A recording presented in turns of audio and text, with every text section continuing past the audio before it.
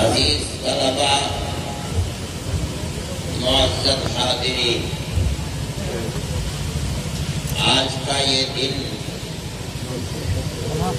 جو ایک غلامی کی زنجیروں کو توڑ کر ملک کو کرانے کا دن ہے۔ ہر سال بڑی عظمت کی نگاہ سے دیکھتی ہے،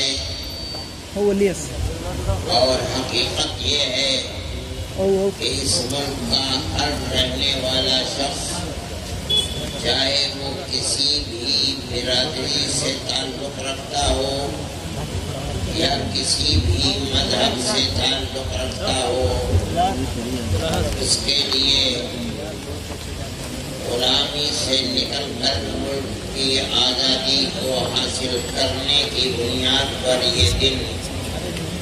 بڑا عظیم دن سمجھا جاتا ہے، اور یقیناً یہ دن اپنے اندر عظمت رکھتا ہے۔ اس لیے آزادی کی ایک تاریخ ہے۔ اس دن ملک کا ہر طبقہ اپنے ان بزرگوں کو یاد کرتا ہے اور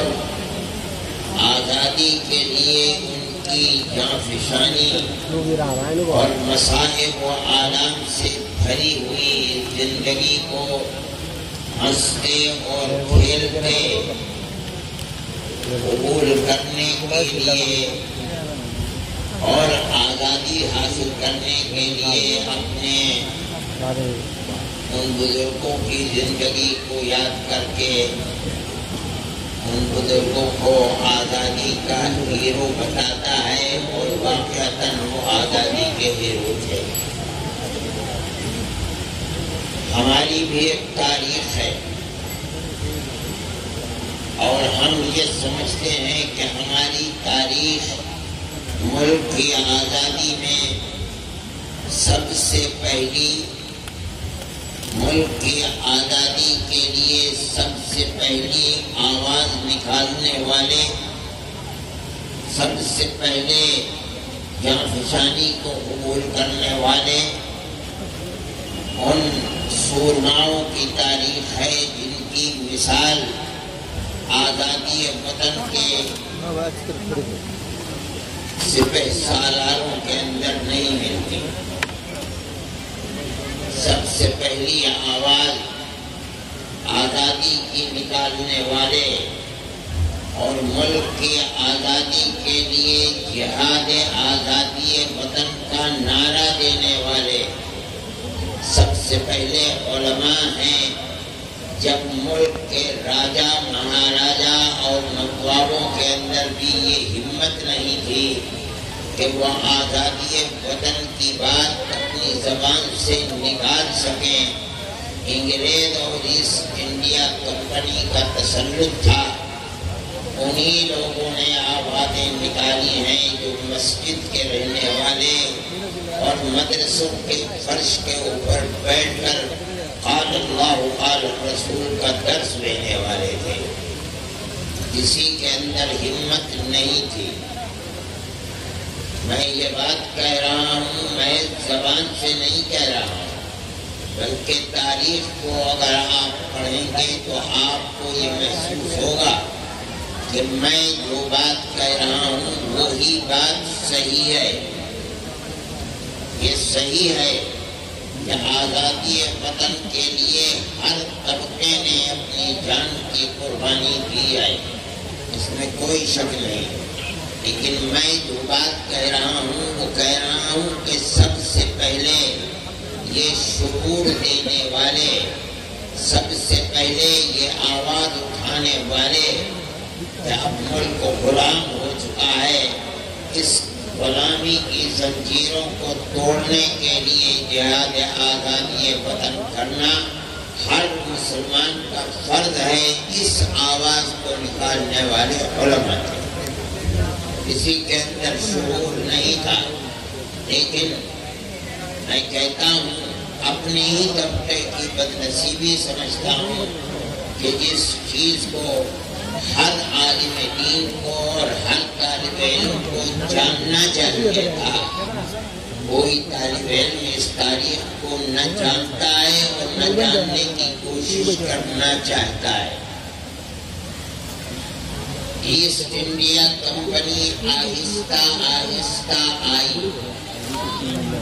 اور 17ویں صدی کی 17ویں صدی کے آخر تک اس نے ملک کے اندر آہستہ آہستہ اپنے پنجوں کو جما لیا اور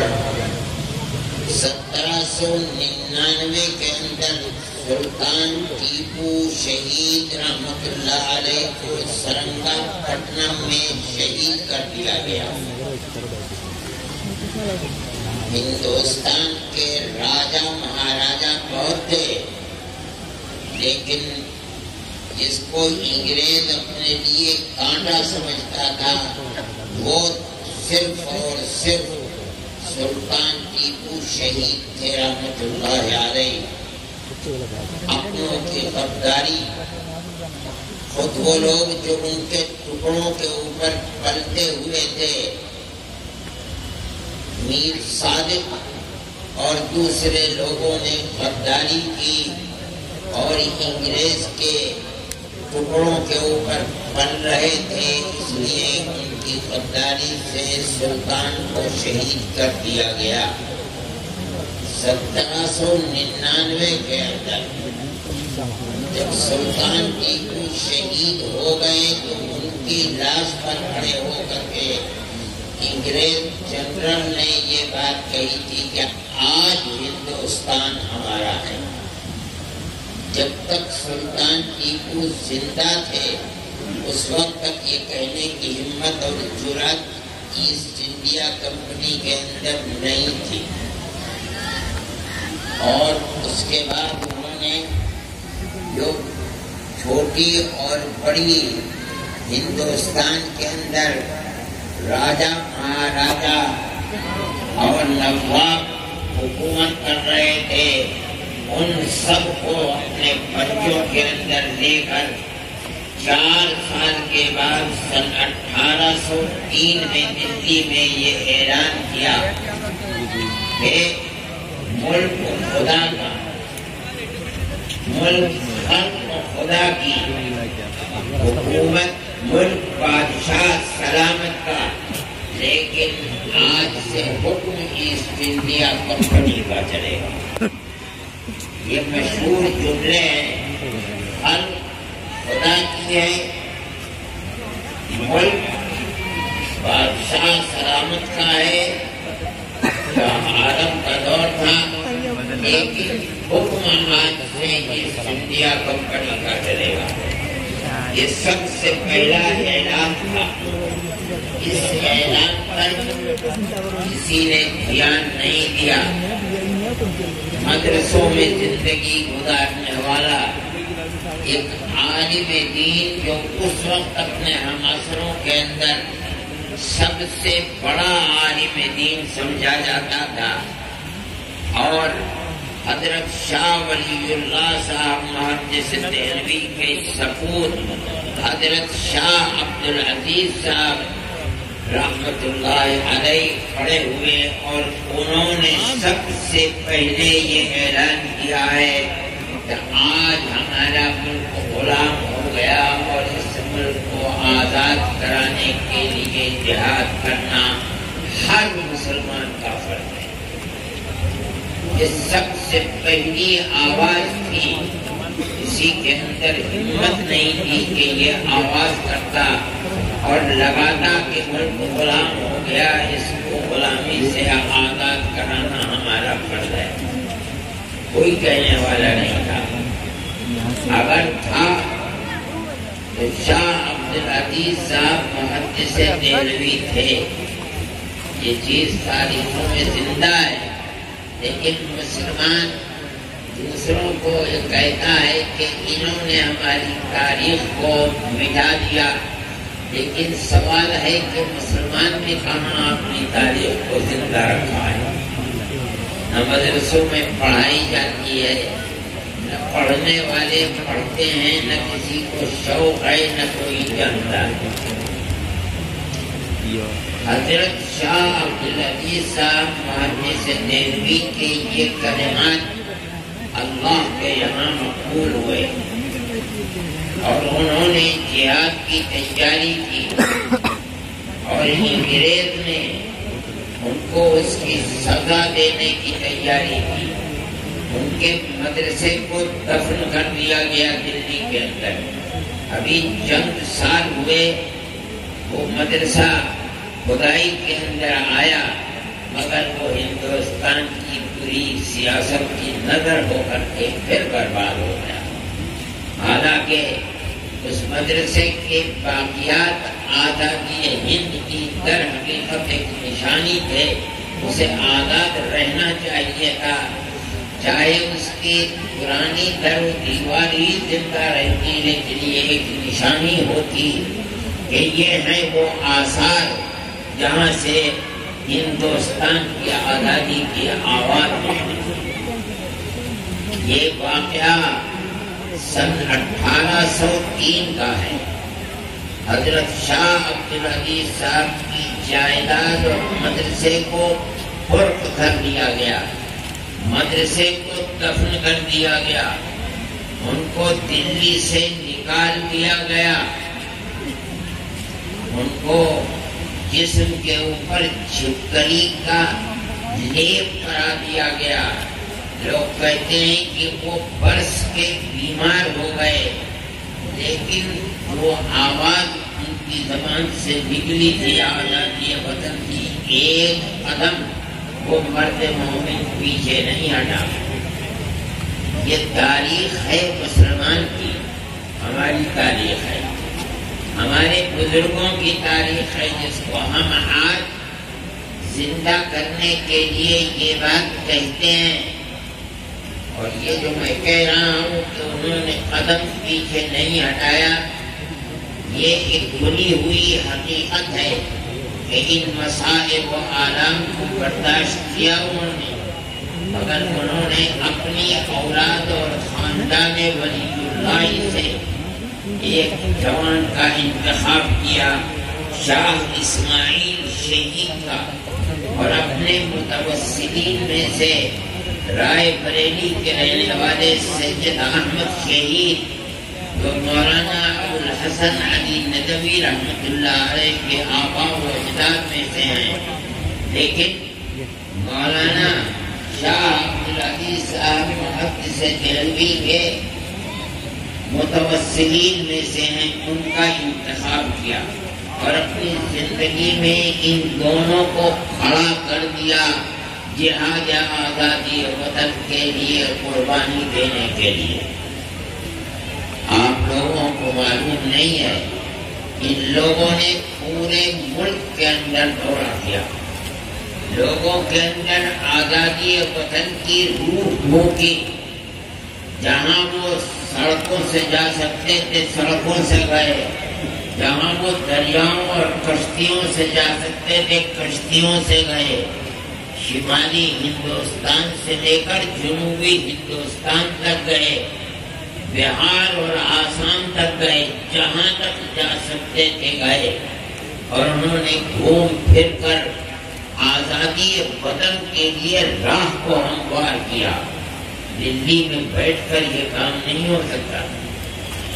یہاں تک کہ سن 1824 میں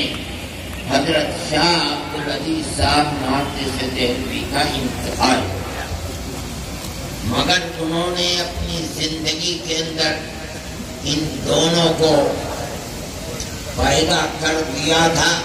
اور ان کے اندر ایسی گرمی بھر دی تھی کہ زمین و آسمان ایک ہو جائے، لیکن آزادی وطن کے اس نعرے سے ایک قدم پیچھے نہیں ہو سکتا۔ یہ لوگ آگے بڑھے اور انہوں نے سوچا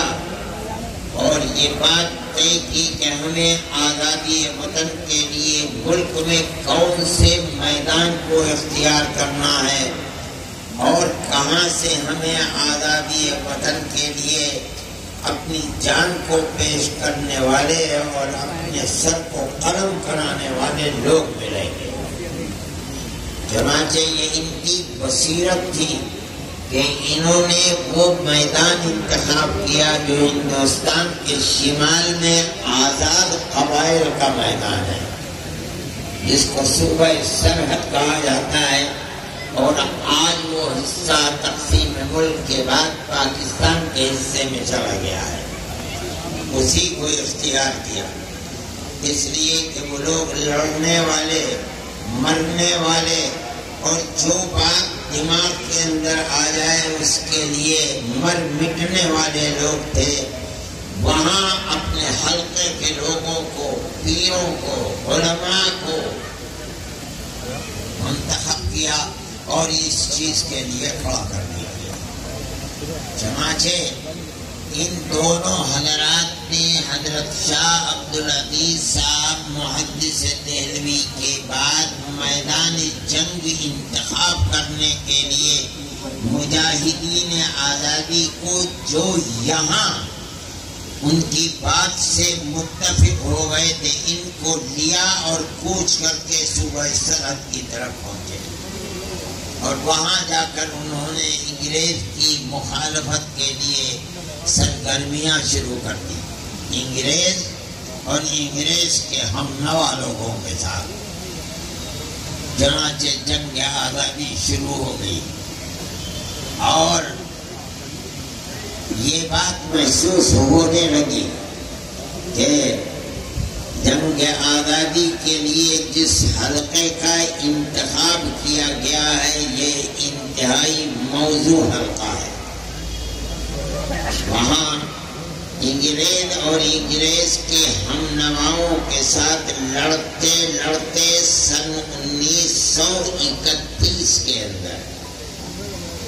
یہ پہلا جہاد آزادی ہے۔